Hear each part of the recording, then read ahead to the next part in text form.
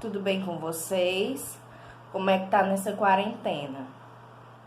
A aula de hoje é sobre literatura e o gênero textual que nós iremos estudar já foi um pouquinho abordado, mas nós aprofundaremos nessa aula. É o gênero textual fábula.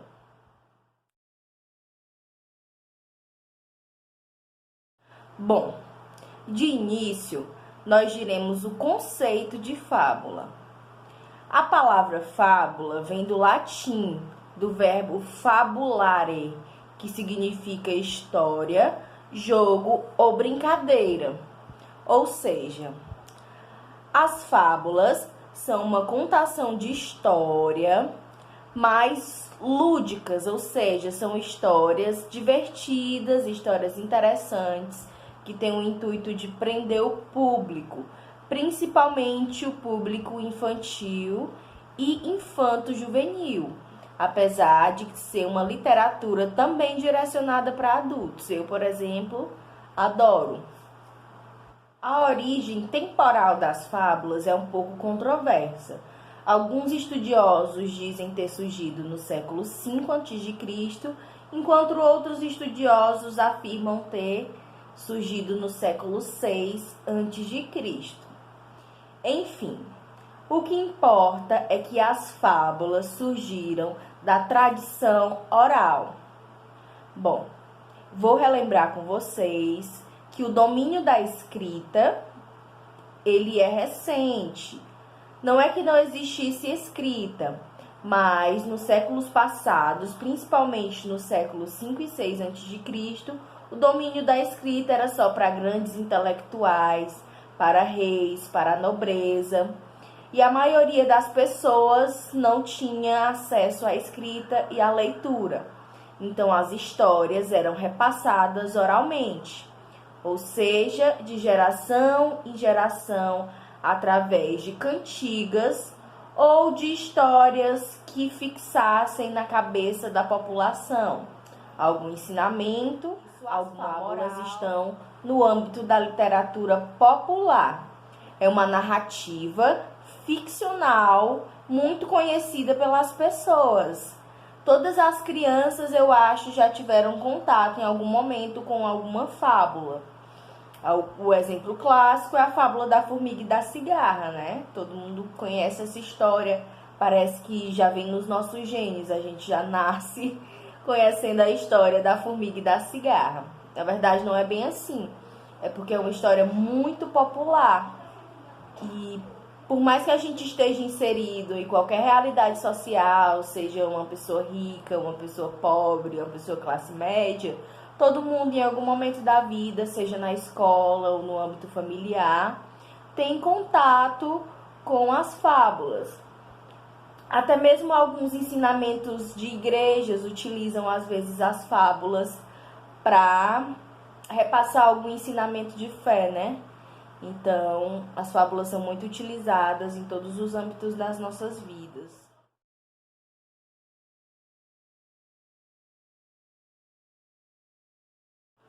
As características das fábulas são muitas. Primeiro, as fábulas são a narrativa ficcional, muito importante decorar essa palavra, que é uma palavra-chave. São narrativas ficcionais alegóricas. O que são as alegorias? Eu utilizo alegoria quando eu quero dizer algo dizendo outra coisa. É um pouco complexo de se entender, mas vai ficar mais fácil. Por exemplo, as fábulas utilizam animais, geralmente, em sua maioria. Utilizam animais ou outros seres irracionais, como plantas e etc., para relatar ensinamentos da vida humana.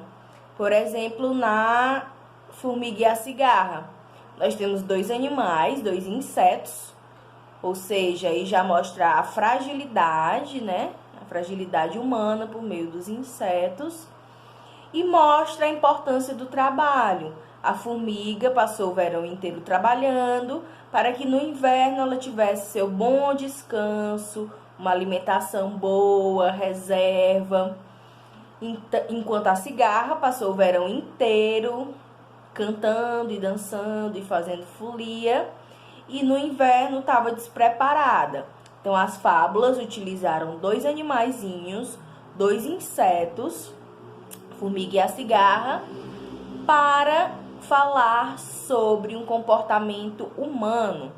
Algumas pessoas se previnem e outras pessoas não se previnem para as piores situações. Uma característica muito importante das fábulas é a moral.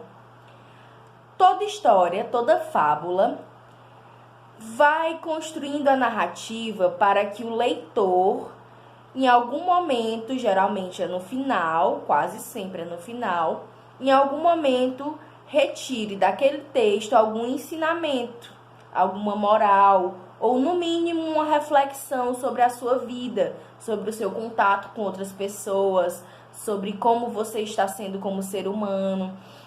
Então, a moral é uma característica fundamental das fábulas, e ela pode ser explícita e implícita, ou seja, em algumas histórias, assim que acaba, nós temos lá embaixo, moral da história: a vingança nunca é plena, mata a alma e envenena. Enquanto em outras, você vai ler uma história sobre vingança e vai entender que a vingança não é algo bom, não é algo benéfico, mas no final não vai ter essa moral da história clara. Você vai inferir pela leitura do texto. Certinho? A última característica fundamental que falaremos hoje é a utilização da figura de linguagem chamada prosopopeia ou personificação. O que é isso? Essa figura de linguagem dá características humanas a seres inanimados. Por exemplo, nós sabemos que os animais são seres irracionais. Eles não são inanimados, mas eles são irracionais. E eles não possuem a racionalidade humana, como, por exemplo, não sentem culpa, não sentem desespero, não sentem, pelo menos não da forma como sentimos. Não falam, não são organizados socialmente com o governo. As relações familiares são diferentes. Nós sabemos que a relação animal é diferente da humana. Mas nas fábulas, eles atribuem características humanas aos animais. Por exemplo, nós temos o leão e o rato. É a história de um rato que era muito medroso, mas que um dia conheceu um leão que era muito orgulhoso, que se achava o rei da floresta, e o rato ajudou o leão. Então, deram características humanas, além da fala, porque eles falam na história, ao rato e ao leão. O leão era orgulhoso, muito orgulhoso, se achava o rei da selva, enquanto o rato era extremamente inseguro e tímido e se achava sem importância diante da natureza. Essas são características essencialmente humanas que foram atribuídas aos animais para que se construísse uma moral dentro da fábula do leão e o rato. A estrutura das fábulas também é bem simples. Ela apresenta início, meio e fim. O início apresenta os personagens e o enredo, como, por exemplo, na fábula da lebre e da tartaruga. Nós temos a lebre e a tartaruga e nós temos o enredo, que é o que vai acontecer, no caso, a corrida. Nós temos o meio, que é o desenvolvimento desse enredo, ou seja, como que vai acontecer, como que a lebre vai encarar a corrida e como que a tartaruga vai encarar essa corrida. Então, isso é o desenvolvimento. E na conclusão, nós temos o fechamento da história, com um final surpreendente, sempre nas fábulas. O final é surpreendente e a moral da história que nós tiramos daquilo, que pode ser explícita ou implícita, como nós já ensinamentos que as fábulas podem nos proporcionar, podem ser ensinamentos de ética, ensinamentos sobre amizade, ensinamento sobre convívio social, ensinamento sobre família, ensinamento sobre humildade, ensinamento sobre diversas coisas, valores, fé. Então, nós temos diversas possibilidades de construção de uma moral por meio das fábulas. Tem para todo gosto.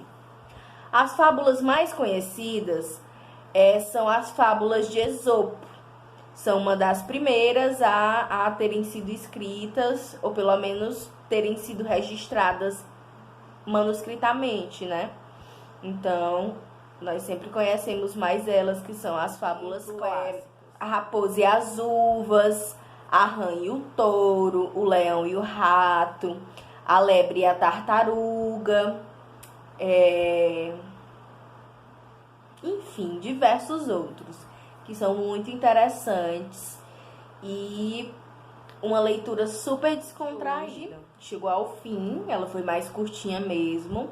Na plataforma nós teremos uma fábula do Milor Fernandes com algumas questões de interpretação de texto. Então vejam o vídeo, vejam as características da fábula e respondam as questões. Eu também vou enviar o link de algumas histórias, algumas fábulas no YouTube. Que assustado que ele está. Você tem medo até do vento.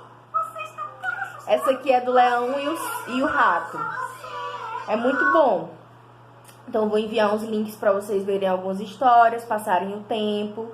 E é isso. Beijão. A tia tá morrendo de saudade. Queria muito estar na nossa sala de aula, fazendo as nossas brincadeiras, as nossas leituras, o nosso teatro. Tô sentindo muita falta de vocês. Espero que vocês estejam bem. Fiquem em casa, se cuidem e beijão.